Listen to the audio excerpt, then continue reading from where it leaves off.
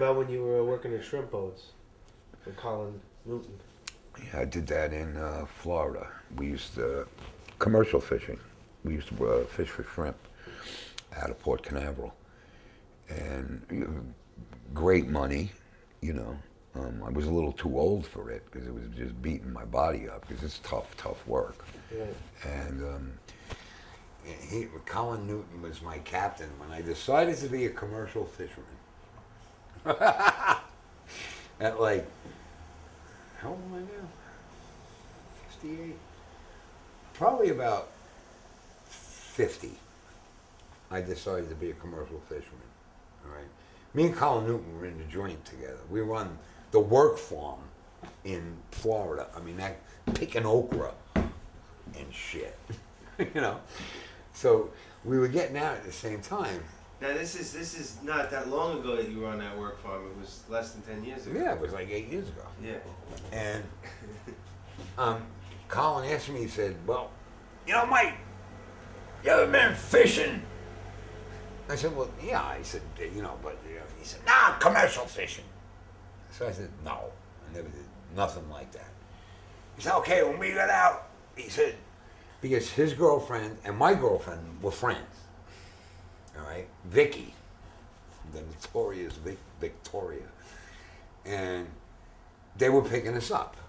All right, we got out. They picked us up, and he brought me down to the docks, and he said, "All right."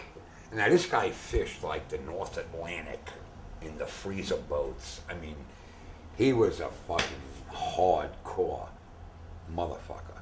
Greatest guy. I mean, great guy. And he got me a job on this boat. It was a 150-foot steel hull. It was called the Stephen S. Right? And we were scalloping. And Colin got caught smoking crack, so we got fired. And we went to work on this boat called the Stalker, which was it was the same kind of boat that was in Forrest Gump when he rams the dock. 1958 St. Augustine trawler, wood boat, and the thing had so many leaks. We had 9 bilge pumps going 24 hours a day just to pump the water out. All right, and Colin was the kind where he would just like, you know,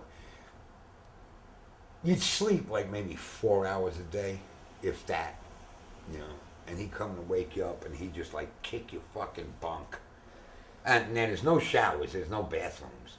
I mean, you shit over the side, you piss over the side. You want to get clean, you go overboard, dive in for a little bit, and hope the sharks don't get you. All right? So not that many people really wanted to clean up.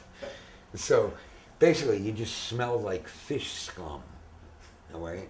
And he'd just come by your bunk and he'd go, "Get up, you goddamn maggot, you ain't sick." You know, and you just go, "You fuck," you know. And you go back to work on the winches and pulling in the nets and, you know, doing all this shit and all that. Because we were back 80 miles off of Brunswick, Georgia, and the damn boat sank. So, I mean, that kind of ended that career. Yeah, tell me about that. The boat sank 80 miles out, right? Mm-hmm. And all these went in the water. Yeah. And we waited, because it was, you know, it was a pretty good storm. And we waited 6 hours because they have this thing, I forget what they call it, but when the boat sinks, it blows off the boat, and it's a signal for the Coast Guard. And it didn't work. So they heard our mayday. They knew around where we were, but in those kind of seas, you know, you move, I mean, you just swells. And then we had this, like, rectangular kind of life raft, and there's like 3 of us like this with our arms just going up and down. Right, and your feet are dangling, right? Yeah, and you got, you know, that's shark country out there. I mean, that's serious shark country, especially when you're fishing, you know, because you're throwing everything that isn't a shrimp goes overboard. So like after your first drag, you could walk on the sharks. And, you know, I don't know, maybe, I mean, we were definitely lucky. How'd you get through that one? Well, I don't know. All of a sudden, there was a fucking helicopter, and it was the Coast Guard. Yeah. I was happy to see them. Yeah, I bet. And they plucked us out. Yeah. But yeah, you're dangling in that raft and you're just waiting for something to come by and take your legs off, you know. So, yeah, the boat was the same exact boat that Forrest Gump had. Yeah. Yeah, it was a 1958 St. Augustine trawler. It was cold. The Sea Stalker.